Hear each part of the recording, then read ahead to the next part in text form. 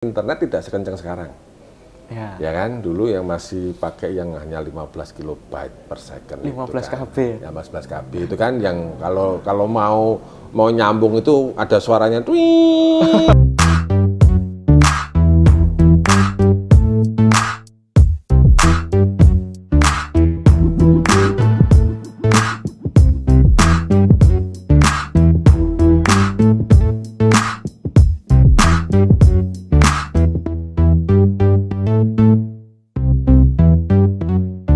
Halo kawan pajak, kembali lagi di hadapan Anda, Potex 402, podcast kekinian untuk masa depan. Bersama saya, Dian Indrabayu. Narasumber kita kali ini memiliki perawakan yang tinggi dan gagah dengan zodiak Sagittarius. Memulai karir di Direktorat Jenderal Pajak pada tahun 1993, saat ini beliau menjabat sebagai Kepala Kantor Wilayah Direktorat Jenderal Pajak Banten. Sudah bersama kita di sini, Bapak Dionysius Lukas Hendrawan. Selamat datang Bapak, sugeng rawuh. Nggih, matur nuwun. Sehat Pak? Alhamdulillah sehat. Tadi pagi sudah sepedaan, iya. Sudah sarapan, Sudah ngopi juga Pak? Sempat makan pecel, sama tumpeng, sambal tumpang. Sambal tumpang. Ya. Sugeng rawuh Pak di KPP Pratama Tangerang Barat, kantor kita tercinta. Pada momen spesial ini Pak Lukas hadir bersama kita dan tidak ketinggalan juga kita akan mengorek informasi tentunya di luar pekerjaan Pak. Di luar non teknis, kita akan berbicara seputar kehidupan Pak Lukas. Baik Pak, untuk membuka sebelumnya kita rileks saja Pak ya. Kayaknya saya yang tegang ini. Bersama sosok yang saya kenal Pak Lukas, saya mengetahui Pak Lukas itu sejak tahun 2019. Waktu itu saya PKL di Yogyakarta dan kebetulan beliau adalah Kakanwil DJP DIY. Pak, kita mulai nggih Pak nggih? Nggih. Boleh tahu nggak Pak? Pak Lukas waktu kecil itu seperti apa Pak? Waktu kecil saya bandel Mas.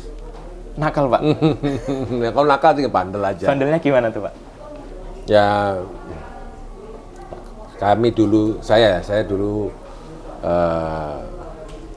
tinggal di Jawa Timur. Jawa Timur.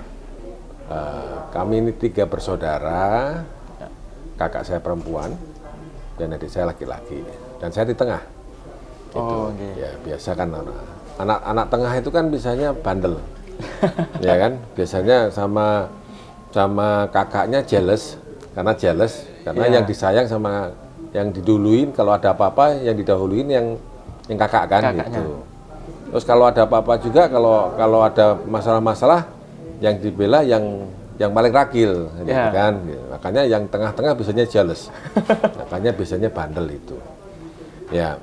Nah, kami dulu tinggal di pabrik gula. Ya. Bapak sama Ibu, kebetulan Bapak itu kerja di pabrik gula. Dan kami tinggal di desa itu waktu itu namanya Desa Ngrombot. Itu di Kediri nggih Pak? Enggak, itu di Kertosono. Oh, ya. Kertosono. Saya lahir di Kediri. Yeah. Terus kemudian pada umur yang sekitar 5 tahun itu baru kami pindah ke Lestari, ke pabrik gula Lestari itu. Nah, di pabrik gula Lestari barulah kemudian di sana saya dari kecil sampai SMP. Ya, saya SMP sampai di sana di pabrik gula itu, dan ya karena di sana banyak teman-teman yang sebaya. Ya, ada banyak teman-teman yang sebaya, ya kami sering sekali untuk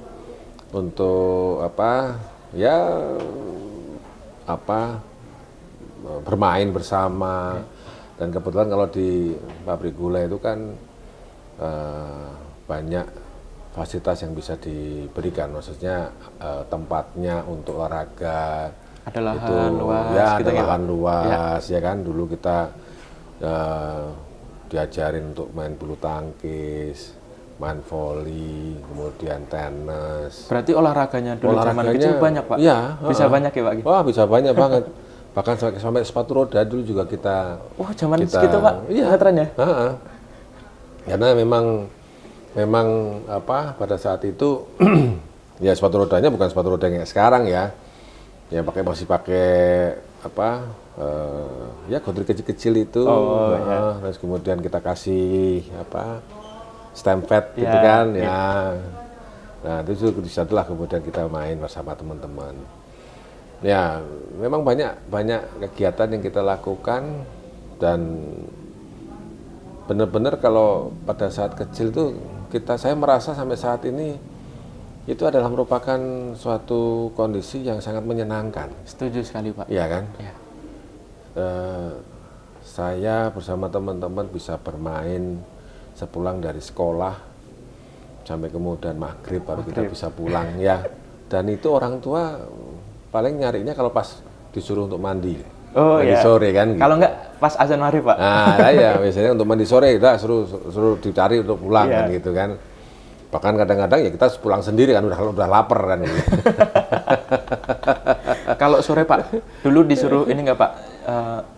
Le turu. Ojo dolan wae. Ya sih memang sering seperti itu. Tapi kan namanya orang bandel kan, anak bandel kadang-kadang ya pas disuruh tidur kadang-kadang lari dari jendela gitu kan. Tapi udah kelihatan ya dari perawakannya Pak Lukas nih tinggi besar nih kayaknya nakal deh. Tapi senang tadi teman-teman bisa bermain bersama-sama. Nah, itu mungkin yang membentuk juga karakter juga kayaknya. Betul, Pak. Kita bermain dengan mereka. Terus kemudian ya mungkin juga disitulah mulai ada dengan teman, terus kemudian di situ juga kita jadi ngaturin teman-teman ya gitu ya. Cara terus, berkomunikasi. Komunikasi sama mereka ya walaupun masih pakai bahasa orang desa tapi ya bisa membentuk karakter kita. Memang itu adalah salah satu bagian yang kita bisa berinteraksi dengan teman-teman. Gitu. Setuju, Pak. Dan satu hal lagi, Pak, mungkin apa yang Bapak laluin di zaman dulu di masa kecil, terus mungkin juga saya sempat ngalamin, Pak, nggak akan dialamin lagi oleh anak-anak. Iya, betul. Zaman sekarang, Pak. Betul. Zaman belum ada gadget, belum ada sosial media. Betul. Dulu main masih macam-macam, Pak. Iyalah, memang kondisi sekarang sangat berbeda dengan dulu ya. Dulu saya masih bisa naik kebu di sawah gitu kan. Ya, waktu masih SD gitu kan. Main di sawah dengan teman-teman, terus kemudian ada kerbonnya teman, terus kita naikin rame-rame gitu kan. Jadi pada saat kalau saya pernah lihat ada lukisan yang seperti itu loh, kok jadi memori itu jadi muncul gitu kan dengan teman-teman. Terus ada kejadian kita jatuh atau apa, itu kan suatu hal yang biasa. Ya, dan itu buat kami sekarang benar-benar menjadi memori yang sangat menyenangkan dan mungkin juga salah satunya juga kangen juga dengan ketemu sama teman-teman yang lama, yang waktu kita masih kecil gitu kan, masih kecil. Ya, tapi memang karena kondisi sekarang ini yang susah untuk jalan kemana, jadi kita juga tidak bisa untuk ketemu dengan mereka. Karena mau tidak mau, zaman akan terus berkembang, Pak. Betul. Ya, betul. Malah justru saya kadang ngerasa gini, Pak. Dulu kita bisa merasakan itu dengan cuma-cuma, karena memang kondisinya seperti itu. Tapi sekarang kayak gitu kan sekarang dikomersilkan, Pak. Ya kan, ayo main ke sawah, betul. Nanti pakai thrift pakai ini. Iya, saya sekarang kalau buat nganterin anak saya dulu waktu masih kecil untuk main ke sawah gitu ya masih harus bayar.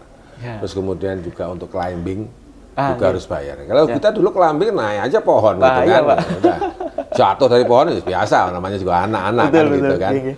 Gitu. Tapi ya saya senang aja karena terus terang saya termasuk generasi yang beruntung ya. Beruntungnya adalah beruntung pada saat kita dulu mengalami beberapa zaman di mana belum ada gadget, ya kan? Zaman kemudian muncul komputer yang masih standalone itu. Kemudian zaman di mana mulai ada web networking dari websitenya itu sudah mulai. Nah kemudian zaman gadget yang masih belum smartphone, nah sekarang ini sudah smartphone. Jadi terus terang kami ini sudah melewati beberapa zaman yang dari yang manual tradisional menjadi sampai kepada canggih. yang canggih sekarang ini. Yang kita sekarang sudah borderless, benar-benar borderless. Yang dulu kita mungkin mikir borderless itu kayak apa gitu kan. Tapi sekarang kita tahu bahwa borderless benar-benar kita tidak ada lagi batas. Dimanapun kita berada, dimanapun dengan teman-teman berada. Kan kemudian saat ini kita pun kalau rapat pun di mana teman-teman berada, ada di rumah lah, ada di kantor, ada yang mungkin di kafe atau bisa ikut semua. Bisa.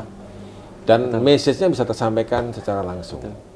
Waktu dulu mana tahu Inggris di mana sih? Nah iya. Waktu zaman kecil Kalau ya Pak? ya kalau kita dulu kan waktu masih kecil memang sudah diajarin geografi Mas. Ya. Itu jadi ada peta buta kita pun juga diajarin, maka disuruh nebak-nebak ini di mana gitu kan. Bahkan kalau dulu ibu kota dari negara-negara kita harus hafal. Oh harus hafal. Kita dulu harus hafal. Gitu. Benar. Ya, itu tadi seputar masa kecil Pak Lukas. Selanjutnya nih Pak, menurut informasi yang saya dapat, Bapak kan SD, SMP, SMA itu berpindah-pindah kota Pak? Iya. Betul ya Pak ya? Betul. SD, SMP tadi di? Saya di SD, SMP di Kertosono. Kemudian saya SMA di Kediri. SMA di Kediri, kemudian kuliah saya di Malang. Ya. Terus kemudian ambil S2-nya saya di Surabaya. Nah Pak, dari pengalaman Bapak berpindah-pindah kota, gimana sih Pak rasanya dulu Pak? Apalagi kan kita zaman masih remaja, masih kecil, masih asik-asiknya main, terus pindah lagi, ganti teman. Pasti kan perlu penyesuaian tuh Pak? Iya sih, kalau emang melakukan penyesuaian dengan teman-teman sih pasti. Cuman karena kami ini kan dulu di pabrik gula, ayah kerja di pabrik gula yang mana sama seperti orang pajak, jadi selalu berpindah-pindah tempat, itu dimanapun ayah bekerja ya kita harus ke sana. Nah, kemudian dari kecil karena seperti itu mungkin juga membentuk saya juga, sehingga perpindahan suatu tempat itu buat saya itu nggak ada masalah, nggak terlalu bermasalah banyak gitu ya. Paling ya saya harus cari teman lagi gitu kan. Saya harus membuat lingkungan saya jadi nyaman, senyaman saya. Mungkin mungkin akan berbeda dengan pada saat saya temui di tempat yang dulu kan gitu. Waktu saya ada di Kertosono, kemudian saya ada di Kediri, bertemu dengan teman-teman yang baru. Ya, terus kemudian setelah itu saya harus dari di situ kan saya juga harus pindah juga pada saat itu kan. Ayah dari pabrik gula Lestari itu kemudian pindah ke pabrik gula pesantren yang di Kediri, ya kan. Kemudian sempat juga ke Merican. Nah itu kan juga teman-temannya juga pasti beda, gitu. Nah, ya makanya karena kami sering berpindah seperti itu, nggak ada masalah. Kita ya memang harus berteman, harus bersosialisasi. Karena saya senang banget untuk bersosialisasi. Ya kan, hingga kemudian dengan kondisi saya sekarang bekerja di pajak yang sekarang saya pun harus pindah-pindah juga, ya saya jadinya ngajarin keluarga. Karena kalau istri saya kan memang dari dulu dari kecil sampai dia dewasa ada di Jogja terus, jadi kan belum pernah pindah-pindah. Ya, makanya kemudian ya udah gitu. Jadi saya ngajarin bagaimana, ya sudah diikutin aja, harusnya diikutin aja. Terus kemudian cari teman lagi di tempat yang baru pasti dapat kok. Berarti pasti memang ada. Bapak ini sudah terbentuk dari masa kecil juga ya Pak? Iya. Dengan tadi Bapak cerita teman-temannya gimana Bapak harus menyesuaikan dan ditunjang Bapak hobi sosialisasi. Ya olahraga juga karena itu juga menjadi bagian dari bersosialisasi juga. Waktu Bapak pertama pindah dari Kertosono ke Kediri, itu kan Jawa Tengah ke enggak, itu di Jawa Timur di semua. Jawa Timur Pak ya? Jawa Timur aja. Ada kendala enggak Pak waktu itu Pak? Enggak. Dari segi bahasa juga masih Masih ini ya, Pak ya? masih bahasa Jawa Timur juga gitu kan. Nggak ada masalah. Karena juga Kediri sama Kertosono itu kan hanya cuma 30 Nggak terlalu jauh kilo, ya, Pak, ya. 30 kilo. Iya. Ya, masih seputaran Jawa Timur juga waktu saya di Kediri ke Malang itu pun juga ya sekitar 70-80 kilo, ya kan. Walaupun sudah berbeda kota, mungkin juga berbeda agak ya budaya teman-teman di Malang agak berbeda lah dengan teman-teman di Kediri kan. Karena Kediri itu hampir dekat dengan teman-teman di Jawa Tengah ke budayanya. Nah, teman-teman di Malang itu ya mirip-mirip tapal kuda, mirip-mirip dengan Surabaya kan gitu ya. Ya ya karena saya juga punya saudara yang tinggal di Surabaya yang sering juga main ke rumah. Itu juga menjadi hal yang biasa. Jadi saya bukan kaget, bukan ini, ya udah saya langsung nimbrung aja. Gitu. Luar biasa. Kalau seperti itu langsung nimbrung aja. Tapi dari segi bahasa nggak ada ini ya Pak, kan kalau Jawa Timuran kan biasa bahasanya Jawanya agak kasar, Pak. Gitu. Ya. Nggak ada kaget. Nggak ada kendala. Ya. Nggak ada kendala. Gitu. Jadi bahkan sampai pada saat sebelum saya kuliah itu kan saya juga ikut apa ya dulu namanya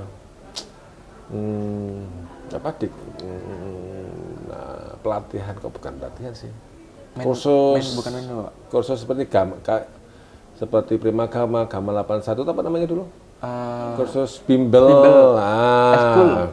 Keren ya. Saya sampai lupa bimbingan belajar kayak gitu kan ya, bimbingan belajar. Nah itu kan saya harus ke Jogja. Oh, ya sampai kan? Jogja. Saya sampai Jogja itu.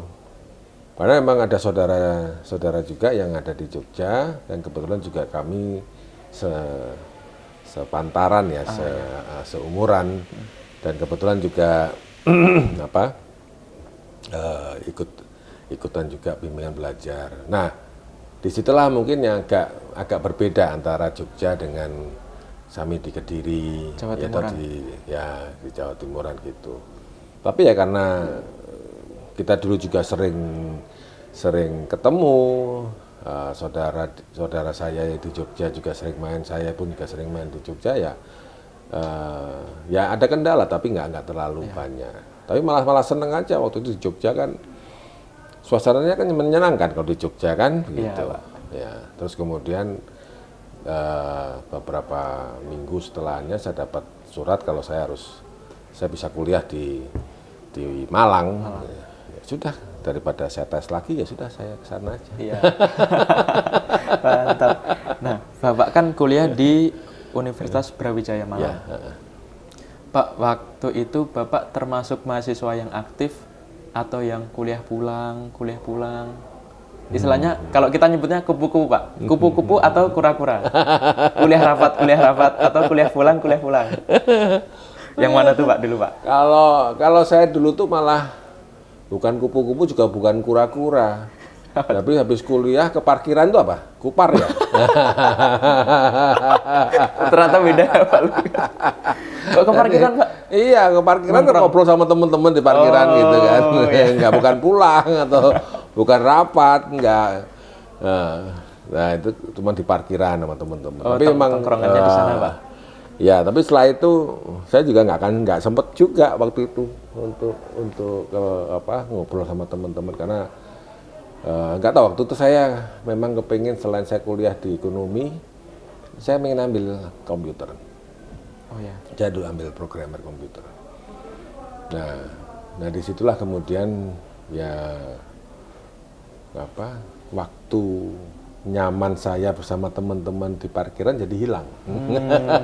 Karena saya harus berangkat lagi, ngejar mata kuliah lagi gitu itu kan. Berarti yang komputer pendidikan formal atau formal?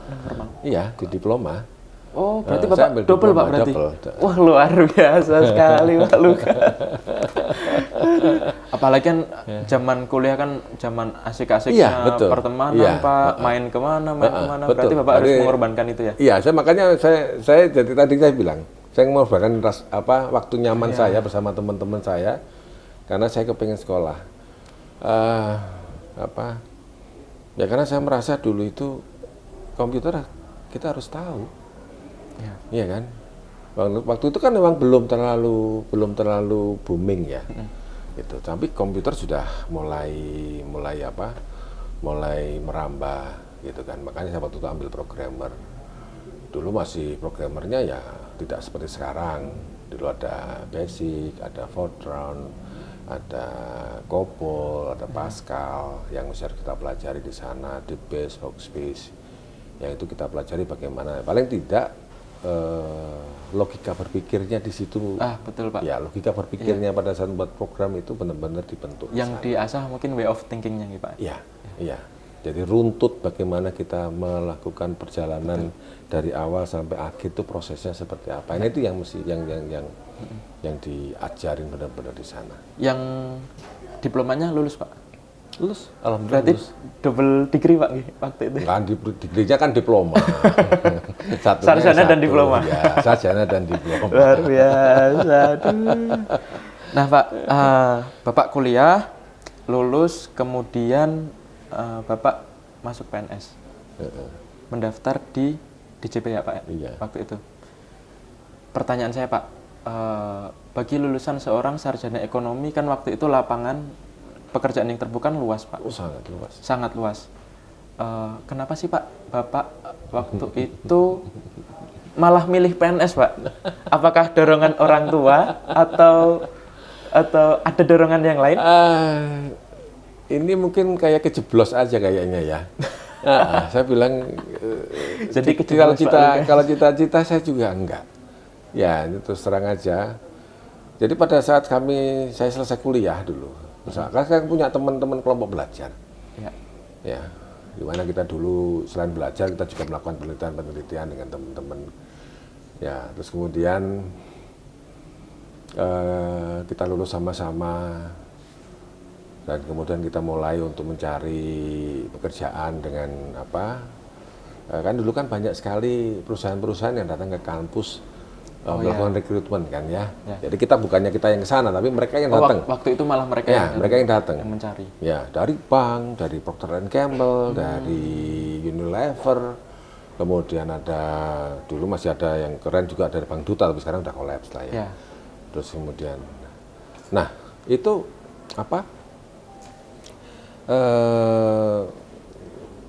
kita pada saat selesai kuliah itu ya saya juga ngambil untuk kemana ke bank juga ke Unilever ada Bank Bali dulu namanya kan terus kemudian kami sambil nunggu itu kan sambil nunggu berarti sempat apply juga ya Pak ya? Ya sempat daftar ya Pak?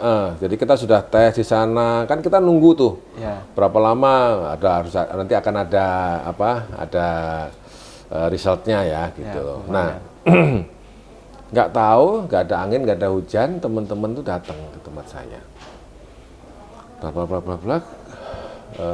Waktu itu saya lagi bantu dosen saya untuk melakukan penelitian, sehingga saya jadi main ke kampus agak jarang, ya kan? Main ke kampus agak jarang, tapi saya bantuin salah satu dosen saya untuk melakukan penelitian. Nah, kemudian tidak ada angin, tidak ada hujan, saya didatengin oleh teman-teman saya setelah mau belajar saya itu di kos-kosan. Kemudian mengajak saya untuk ikut tes. Oke, ayo tes apa gitu kan. Tes pajak. Tes pajak, Kas. Apa kuwi ya gitu kan. Tapi dulu nyebutnya pajak Pak, bukan CPNS atau apa Pak? Enggak, masih belum, tes pajak gitu. Pajak opo kan gitu kan. Aku nanya pajak apa gitu kan. DJP. Terus, loh kalau DJP kan kita nanti jadi PNS, aku bilang gitu kan. Ya iya, nanti kita jadi PNS. Ogah, aku bilang gitu kan. Berarti awal banget. Bener, saya ogah, saya nggak mau gitu kan. Oh udahlah, daripada kita kosong hari ini, kita ikut lagi, kita di situ gitu kan. Udah dirayu-rayu sama teman-teman, udah lah yuk bareng-bareng. Ada sekitar 7 orang. Ada 7 orang teman-teman yang itu kan. Terus kemudian saya bilang, ya udahlah, coba-coba yuk ke sana gitu kan. Brok, kita tes lah. Singkat cerita, saya sendiri yang keterima. Di antara 7 yang orang lain. teman saya. Padahal Bapak belajar nggak Pak? Nyiapin nggak Pak? Enggak lah, nggak Langsung diajak, kan? boro-boro nyiapin, kepengen aja juga enggak kan gitulah. Jadi ya saya datang, saya tes, tapi ya apapun yang saya lakukan itu yang saya lakukan yang terbaik lah maksud saya kan gitu. Jadi walaupun saya juga nggak terlalu exciting untuk masuk PNS, ya tapi saya akan tetap melakukan yang terbaik pada saat saya mengikuti tes itu gitu loh. Ya kok tahu-tahu singkat kata loh, kok malah saya yang sampai lolos sampai wawancara. Nah teman-teman saya yang 7 orang itu malah nggak keterima, sebagian keterimanya di Pegadaian. Ada yang di Pegadaian, setelah itu kemudian mereka di Pegadaian, ada juga yang kemudian di bank Niaga. Lah malah bagus di Bank Niaga, malah saya dulu lari ke Bank Niaga, malah gitu dia yang dapat kan gitu kan. Tapi waktu teman-teman tahu hanya Bapak yang lolos di pajak, gimana Pak? Mereka ekspresinya juga ya kecewa sih ada lah kan begitu. Wah, rugi aku ngajak. Malah sing gak gelem malah dapat gitu kan gitu. Jadi lucunya di situ sih. Ya mungkin ya jalan hidup saya kali ya. Benar Pak. Jalan hidup saya kali ya. Udah ditentukan dari situ, yang dari sesuatu yang mungkin Bapak tidak ada kesadaran untuk mau ikut, tiba-tiba diajak, dilalah lolos Pak. Malah dilalah lolos gitu loh. Mantap. Nah Pak, pertama Bapak kan penempatan langsung di kantor pusat Pak. Betul. Waktu itu perasaannya gimana Pak? Kita dulu pendidikan dulu. Dari Jawa, ya. Kita dulu pendidikan dulu 1,5 tahun, ya kan, di Kemanggisan, Pusdiklat Pajak. Nah, saya satu angkatan dengan Bu Ana. Dengan Bu Ana, 93 ya? Tahun 93. Satu angkatan dengan Pak Tri Agus, ya kan. Nah, kemudian dari situ setelah lulus di sana, bukan langsung kantor pusat Mas. Ya. Saya ditempatkan di Tanah Abang. Oh, KPP Tanah Abang. Ya, Jakarta KPP Tanah Abang. Jakarta Tanah Abang. Itu. Nah, di sana baru setahun kemudian saya di kantor pusat. Oh ya, di Direktorat Perencanaan Potensi Perpajakan ya Pak? Di P3. Oh, berarti waktu itu Bapak di kantor pusat statusnya masih pendidikan Pak? Waktu di Kemanggisan yang awal 93 itu Pak ya? Oh iya. Waktu itu gimana Pak? Dari Jawa langsung merantau ke ibu kota? Biasanya malah ada shock culture nih Pak? Enggak sih, kalau buat saya sih nggak shock culture. Kalau saya memang dari dulu kepengen saya ke Jakarta. Oh, ada keinginan itu ya Pak ya? Sejak dari saya dulu kuliah itu, memang saya kepengen suatu saat saya pengen kerja di Jakarta. Oh ya. Gitu. Dan juga kebetulan juga ada saudara-saudara saya juga, adik dari ibu saya, dari bapak itu yang stay di Jakarta, ya kan. Dan kami juga sering untuk berkunjung ke Jakarta. Jadi dan kebetulan juga Jakarta buat saya termasuk kota impian. Saya kepengen ke Jakarta, pengen berkompetisi, meneguk kesuksesan di sini ya. Namanya anak desa kan, namanya anak desa kan kepengen merambah kota, ya kan. Terus apalagi langsung ibu kota gitu. Apalagi langsung ibu kota itu kan sesuatu banget kan dulu kan gitu. Buat kita dulu tuh kayak gitu. Waktu dulu Pak awal-awal ngekos atau tinggal di? Saya tinggal bersama saudara. Oh, saudara. Karena kebetulan banyak yang kebetulan di ada Jakarta, saudara di Jakarta. Dan kemudian setelah pendidikannya itu full sampai sore, ya mau nggak mau saya jadi kos di Kemanggisan. Iya. Ya. Tapi sebelumnya itu saya mau cerita kepada teman-teman pada saat ini teman-teman mungkin kayak Bu Ana itu nggak tahu juga. Ini berarti hanya dibuka di podcast ya kan, dibuka di podcast. Jadi saya dulu waktu diklat, yang diklat dulu kan setengah hari. Ya. Dan sebelumnya kan saya sudah kerja. Saya sudah kerja di Jakarta, di analis saham, di Bursa Efek gitu ya. Tadi ada satu perusahaan yang dia melakukan analis mengenai saham, bagaimana fundamentalnya, bagaimana pasarnya. Jadi pasar dari luar bagaimana demandnya, pasar lokal Berarti bagaimana itu demandnya. tahun Itu tahun 92. Oh, berarti in Jadi time saya ya, Pak? selesai kuliah. Ya. Selesai kuliah itu setelah saya tes pajak itu, Ya. saya langsung pulang ke Kediri. Saya izin, saya mau ke Jakarta.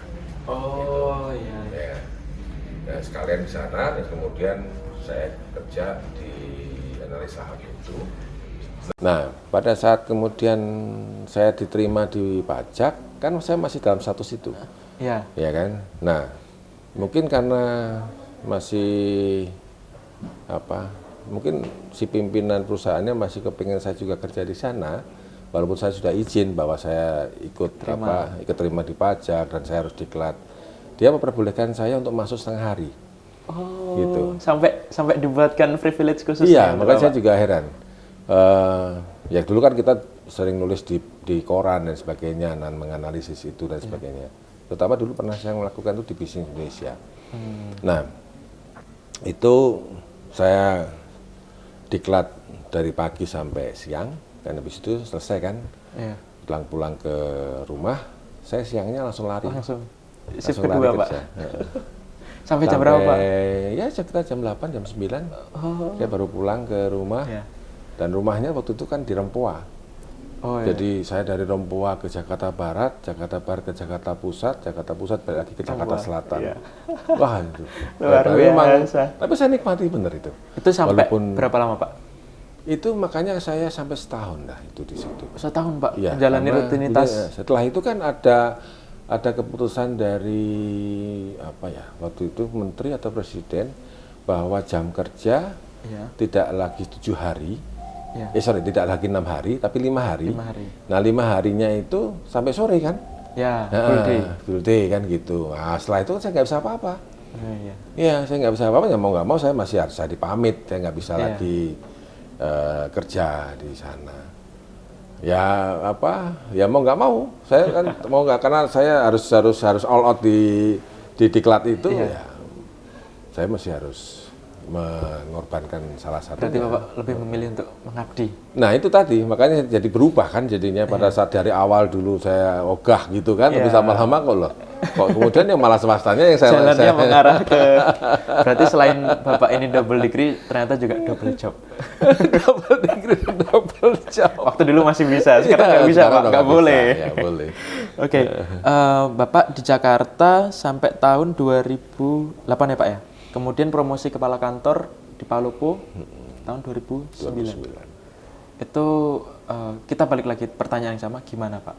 Dari Jawa Timur ke ibu kota langsung keluar ke Palopo, Sulawesi.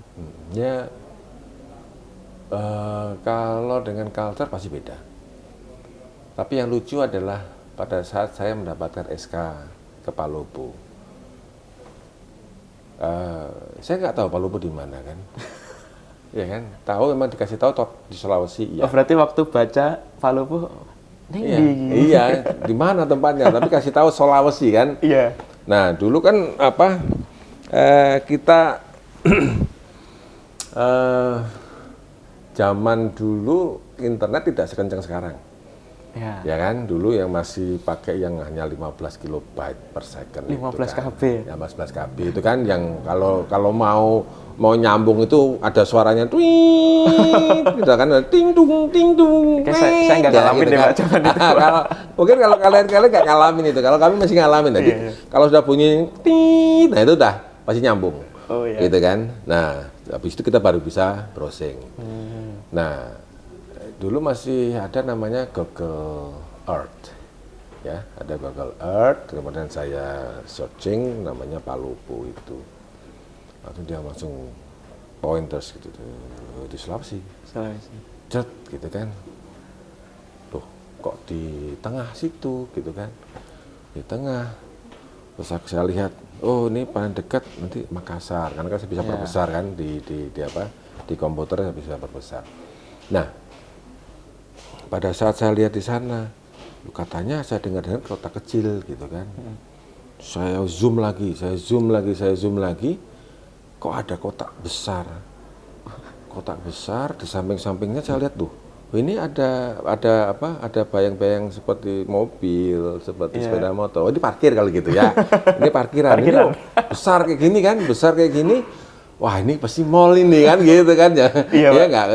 Mikirnya kita gitu masuk, wah ini parkiran gede kota, mall pasti ya. Ini mall ini kalau gitu. Wah, kalau gitu di sana ada mall, aman kalau gitu kan gitu.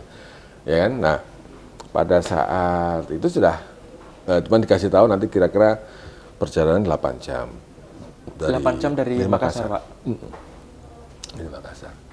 Nah, disitulah mungkin pertama kali saya keluar Jawa. Ya. Tapi ya karena saya sudah biasa pindah, buat saya mungkin sama aja dengan teman-teman saya lama gitu kan. Jadi pada saat saya ke sana pun awal saya masuk ke Palopo juga ya mungkin bahasanya jadi beda. Gitu kan, bahasa jadi beda, bahasa Makassar, bahasa Bugis gitu kan, yang bahasa Sulawesi lah. Itu terus kemudian budayanya pun juga berbeda. Mau nggak mau kan kita juga harus pelajari bagaimana mereka, bagaimana orang-orangnya di sana. Ya untungnya karena di Palopo tuh orang-orangnya juga banyak juga yang berasal dari luar Palopo, sehingga masyarakatnya pun sudah terbentuk juga. Terbuka juga ya Pak ya. Jadi juga terbuka untuk untuk orang-orang baru, orang-orang asing, orang-orang di luar itu. Nah, yang lucu Mas, tadi itu yang saya cerita dan kita lihat ada kota itu kan. Nah, yang dari kota itu kan jadi penasaran tuh sampai sana. Kok kotanya juga masih kecil gitu ya? Tapi kok ada kota gede itu apa? Sampai nanya-nanya, ada bangunan besar di sini. Kalau lihat dari atas warnanya putih, silver gitu. Di samping-sampingnya itu ada sepeda motor, ada mobil gitu kan. Teman-teman juga bingung, apa gitu kan. Terus kemudian, coba kali ini mungkin pasar kali, dia bilang gitu kan. Namanya pasar sentral gitu kan. Nah, coba kita ke sana. Oh, memang benar, pasar sentralnya itu memang gede. Memang gede pasar sentralnya. Berarti memang pusatnya mungkin di situ, Memang pusatnya di situ. Jadi memang di situ ya pasar. Iya. Tempat padahal ekspektasi jualan. Bapak tadi, wah aman nih, at least masih ada mall. Taunya dari ibu kota. Taunya tidak ada. Ternyata pasar. Nah, Pak, waktu di Palopo, Bapak termasuk yang suka kuliner tidak, Pak? Ya, saya suka di sana. Di sana apa, Pak? Kuliner yang Bapak sukain? Saya suka makan ikan di sana. Ikan? Iya, kalau ikannya di sana manis-manis, masih fresh gitu kan. Di sana bandengnya enak. Oh, bandengnya sudah. Bandengnya enak. Jadi malah saya sering makan bandeng. Iya. Bandeng, dan kebetulan juga di sana ada 2 warung yang orang Lamongan punya. Gitu. Jadi ya kebetulan sama orang Jawa Timuran kan. Jadi akrab gitu. Ya terus kemudian dia jual ikan-ikan itu, ada bandeng, ya sudah saya tahu. Tolong dong kalau gitu, kalau saya pesen saya dikasih yang bandeng aja. Bandeng goreng gitu kan. Tapi gorengnya kering, karena kalau berarti goreng kering sukanya goreng kering, Pak? Iya, sekarang goreng kering, terus kemudian biar duri-durinya nggak terlalu tajam-tajam kan, kayak gitu, sehingga kita bisa makannya lebih nyaman. Gitu. Berarti masih terselamatkan lah ya Pak? Di sana ikannya malah seger-seger. Ikannya seger, dan kan di sana kan juga ada papeda, ada kapurung. Apa itu Pak kapurung? Kapurung itu kayak bubur, tapi ada sagunya. Jadi sagu itu kayak bulat-bulat gitu. Jadi kalau makan itu jangan dikunyah. Kalau dikunyah itu lengket. Jadi emang harus telan langsung kayak pil gitu. Oh, berarti makannya dikit-dikit Pak? Enggak, langsung yang segini itu langsung ditelan Pak. Tenggorokan kalau nggak biasa gitu, tapi kalau udah biasa aman. Dan biasanya malah itu bikin orang ketagihan. Oh gitu. Iya. Bapak juga? Saya dulu pernah makan sekali, gitu. Ya enak sih, teman habis itu saya nggak pernah mau makan lagi. Berarti tadi bilang enak ya Pak, promosi. Tapi emang khasnya di sana itu kapurung. Gitu ya? Ada mie titi juga enak. Kalau minuman Pak ada yang khas nggak Pak? Minuman enggak deh. Kalau saya di sana kan yang suka karena dekat sama kebun kopi kan di Toraja. Iya. Nah, kopi Wah, Torajanya kopi enak Toraja, Pak. banget. Iya. Kebetulan Bapak suka ngopi juga, Pak? Dulu saya suka ngopi. Iya. Tapi setelah muncul asam lambung jadinya Harus agak stop. mengurangi kopi. Oke, baik, Tapi Pak. enak banget kalau Mas Indra suka kopi. Oh, itu Surganya di sana, Pak, termasuk ya. apalagi kalau habis minum terus kemudian dikasih telur setengah mateng sama roti bakar. Wah, kalau di sini Asik kayak STMJ-an, Pak. Ya, gitu. Nah, Pak, waktu Bapak kurang lebih kan 3 tahun di Palopo ya, Pak ya? Ya, 3 tahun 4 bulan. Ada nggak, Pak, satu hal yang kejadian momen yang paling Bapak ingat, yang paling berkesan untuk Bapak? Ya, Apa yang tadi di pasar itu? enggak. Terus terang pada saat saya di Palopo itu, Palopo belum pernah tercapai. Oh, Ya, Palopo belum pernah tercapai. Pada saat saya di sana, saya mendapatkan informasi bahwa Palopo itu belum pernah tercapai. Nah, tapi dia punya prestasi pada saat itu. Seingat saya prestasinya adalah salah satu KPP yang bisa membuat profil. Dulu kan ada semacam dilombakan ya, profil wajib pajak gitu kan. Nah, KPP pertama Palopo termasuk KPP yang dianggap bagus untuk membuat profil pada saat itu. Ya, kalau sekarang kan kalian sudah ada semua di ProWeb, itu sudah nggak perlu dibikin, sudah langsung dapat. Kalau dulu kan zaman kita dulu harus kita membuat sendiri gitu kan. Nah, itu termasuk prestasinya di sana. Nah, kemudian saya bilang kok hanya profil sih, kenapa nggak penerimaan aja sekaligus gitu. Nah, makanya pada saat saya di sana, saya kan masuk bulan Agustus. Ya, saya masuk bulan Agustus di sana. Nah, ya mau tidak mau saya harus melakukan mapping. Kemudian apa-apa saja yang mesti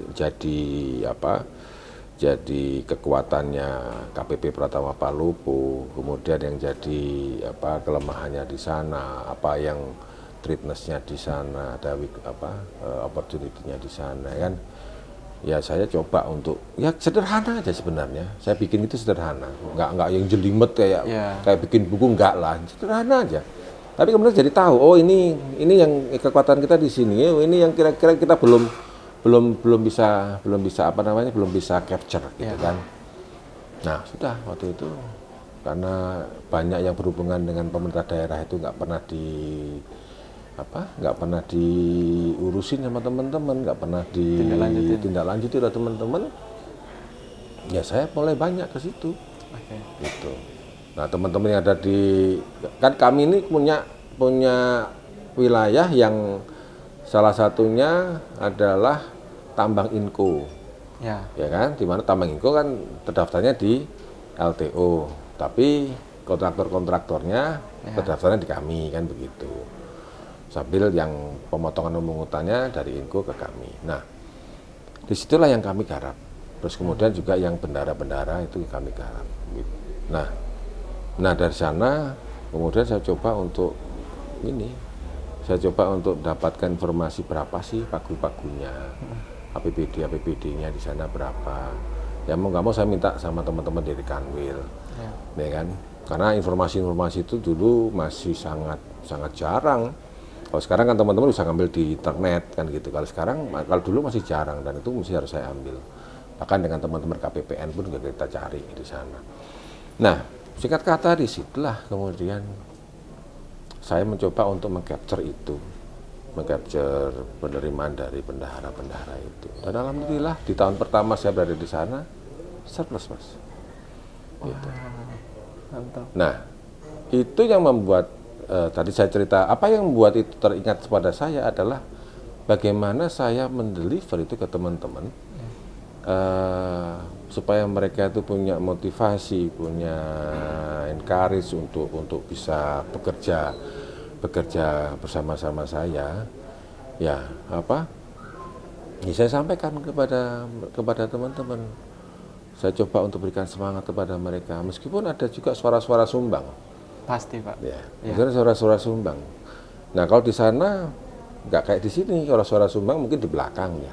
Kalau di sana udah berani di depan. Oh, belak-belakan Pak berarti. Belak-belakan. Ya, malah saya seneng kan gitu kan. Oke, kalau begitu, ayo, apakah nanti yang analisismu yang benar atau analisis saya yang benar? Nah, terus kemudian saya coba untuk ya semacam untuk apa? Untuk bet gitu loh, untuk apa? Bertaruh gitu kan. Ayo siapa yang benar? Gitu. Tapi kamu ikutin saya ya. Kamu ikutin cara kerja saya ya, gitu loh. Ayo kita habis itu kita jalan ke sana, kita jalan ke sini. Ayo kamu ikutin saya. Bagaimana kita kerja di sana? Benar. Jadi dia tetap ikut. Tapi kemudian setelah kemudian kita tercapai itu, baru dia kemudian oh ya benar Pak Lukas. Gitu kan. Enaknya gitu Pak. Kalau belak-belakan kita bisa sekalian membuktikan ya Pak ya. Itu jadi ada yang dia ragukan, tapi makanya kemudian kita bisa saling koreksi. Mungkin, makanya dari tahun kedua, tahun ketiga jadi ngikut. Saya juga tercapai juga tahun kedua dan ketiganya, gitu loh. Berarti semenjak Bapak masuk langsung? Iya, tercapai. Tapi setelah saya nggak masuk, ya saya nggak tahu lagi setelah itu. Luar biasa Pak Lukas. Setelah saya keluar dari sana. Kalau dari yang saya tangkap Pak, dari Bapak tadi waktu menjadi kepala KPP Palopo, mungkin Anda andil ketika Bapak ikut kelas programmer tadi Pak. Way of thinking tadi mungkin termasuk juga, Pak ya? Mungkin juga. Ya mungkin secara nggak sengaja ataupun mungkin sudah jadi nature kan ya. Jadi, saya nggak juga. Gitu. Baik Pak, Bapak terakhir kan 2012 di Palopo, setelah itu balik lagi ke Jakarta, ke Kanwil Jakut, dan kemudian promosi Kakanwil itu di 2016 Sulu Tengku Malut. Ya. Balik lagi ke Sulawesi Pak. Ya. Setelah kurang lebih 4 tahun Pak ya di Jakarta, balik lagi Sulawesi. Kemudian di tahun 2017 Bapak balik lagi ke Jogja, jadi Kakanwil DIY. Dan sekarang saat ini Pak Lukas adalah Kakanwil DJP Banten. Pak, dari 3 daerah nih, kita bisa kasih perbandingan. Sulu Tengku Malut, DIY, dan saat ini Banten. Karakteristik apa sih Pak yang paling Bapak rasakan yang berbeda? Atau dari segi anak buah Bapak, orang-orangnya? Ya kalau orangnya pasti beda-beda lah Mas. Ya. Karena nanti juga pasti kabit saya juga kabitnya sana juga beda dengan kabit sini ya. Orangnya kan beda kan pasti. Pasti. Nah, tapi buat saya sebenarnya ketiga daerah itu semuanya menyenangkan. Semuanya menyenangkan. Justru karena karakteristiknya berbeda ya Pak? Iya. Ya. Ya mungkin karena saya sudah terbiasa untuk pindah-pindah kayak gitu ya. Jadi ya saya gampang banget untuk menyesuaikan. Ya kan? Dan saya juga tetap melihat peluang-peluang yang ada di situ yang bisa saya kembangkan. Pada saat ada di Sulu Tengku Malut, di Manado, kemudian saya di Jogja, ya, kemudian saya di Banten, itu buat saya semuanya menyenangkan dan tantangannya berbeda-beda. Nah, tantangannya memang berbeda-beda. Antara pada saat saya di luar Jawa, kemudian saya di Jawa sendiri pada saat itu di DIY yang provinsi tidak terlalu besar dan itu merupakan, tapi itu daerah kekuasaan raja. Wah, ya, pasti berbeda bagaimana treatmentnya. Betul. Ya kan? Bagaimana treatmentnya berbeda untuk bisa menangani hal-hal itu. Sekarang di sini di Banten, yang mana juga jawara-jawara kan gitu. Itu pasti juga beda juga treatmentnya kan gitu. Ya itu tantangannya yang saya rasakan lah perbedaannya. Nah, gitu. Pak, dengar-dengar ini kan ada, ini singkat aja Pak ya. Bapak kan hobi motoran nih. Itu sejak di mana Pak, kalau boleh tahu Pak? Kalau motoran saya sebenarnya sih nggak terlalu hobi ya Mas. Sampai cuman saya ke bawah aja itu. Oh iya. Sempat touring-touring. Sepedaan pun juga sama nggak hobi, cuman yang ke bawah aja gitu Tren kan. berarti Pak. Kalau fotografi Pak? Nah itu baru saya sama. Iya. Tim Canon apa tim Nikon Pak? Saya tim Fuji. Terpuji lah. Orang pusat kan ada juga Pak yang tim Fuji. Banyak. Sampai sekarang masih hobi juga Pak? Sampai sekarang saya suka, masih hobi, cuman karena waktu aja, Pengen banget saya, dulu waktu saya masih masih di Manado sama di Jogja, yang jadi korban saya sekretaris saya. Sini kamu kalau lagi kosong, sini. Ya, ada lighting, ada ini, kamu situ ya. Jebret sampai keringetan, sampai ini kan habis gitu. Udah ini dong fotomu, lah kasih ke mereka semua kan gitu. Kadang-kadang diadain profil mereka. Oh, berarti Bapak ini ya Pak, aliran portret ya? Bukan Sebenarnya sih enggak. Kalau saya kepinginnya sebenarnya saya adalah alirannya yang saya suka adalah makro. Oh. Iya, saya suka banget untuk memotret ya yang kecil-kecil gitu kan. Memotret laba-laba, bagaimana brewoknya ada kan, matanya ada banyak. Lensa ini ya Pak ya, lensa panjang ya Pak. Lensa panjang bisa, lensa ya bisa juga, lensa dibalik juga bisa. Ya kalau nggak ada duit kan dibalik aja ganti. Nah, itu kan kita udah ngobrol-ngobrol perihal kesukaannya Pak Lukas, terus pengalaman beliau. Terus yang ingin saya tanyakan terakhir Pak, Bapak baru jadi Kakanwil awal tahun ini ya Pak ya, di Banten. Terus berkunjung ke Tangbar. Ada komen nggak Pak? Ya, homi. Saya juga merasakan seperti itu Pak. Iya kan? Iya. Iya. Ya mungkin apakah karena ibu-ibu yang jadi kepala kantornya. Sentuhannya berbeda Pak. Ya. Tapi saya merasa homi banget. Gitu. Ya kantor ini saya benar-benar merasa ya saya nggak tahu teman-teman ya. Kayak seperti punya rumah kedua, ya kan? Dan di sini nggak kelihatan seperti kantor, nggak kelihatan seperti kantor. Tapi malah saya lihat kalian itu punya chemistry yang sangat cair ya, antara pimpinan kalian sama anda kalian sendiri itu nggak berjarak gitu loh. Jadi semuanya bisa bergerak. Ya, saya orang luar melihatnya kayak gitu, cuman kan anda sendiri yang bisa rasakan. Yang saya rasakan pada saat saya 2 kali ke sini, itu yang saya rasakan. Baik Pak, terakhir Pak, ada kesan-pesan Pak mungkin untuk kami para pegawai di Tangbar khususnya dan untuk para pegawai di DJP. Ya, terutama teman-teman Tangbar. Ya, kalian punya modal yang sangat bagus tahun ini, bahkan tahun-tahun yang lalu juga sama. Dan kinerja kalian pun juga sudah cukup bagus. Itu juga tercermin dengan penerimaan kalian yang sudah mendekati 100%. Saya tetap minta kepada teman-teman Tangbar untuk tetap all out, ya, bisa meraih 100%-nya.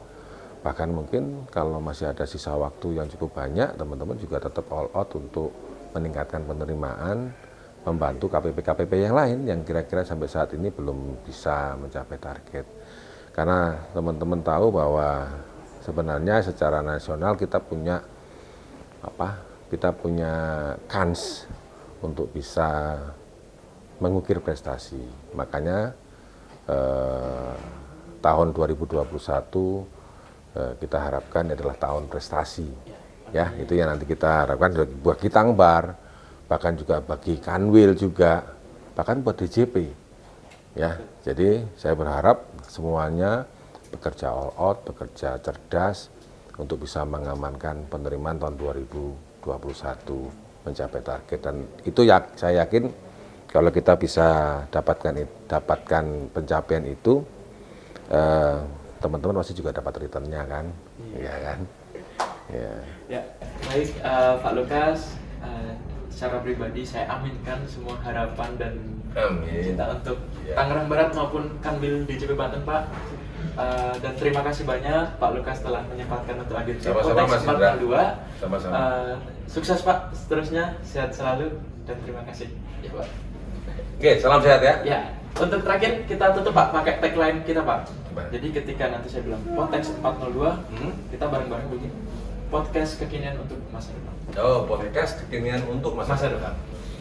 Baik, saya Denindra dan dengan ini saya tutup Potex 42 kali ini.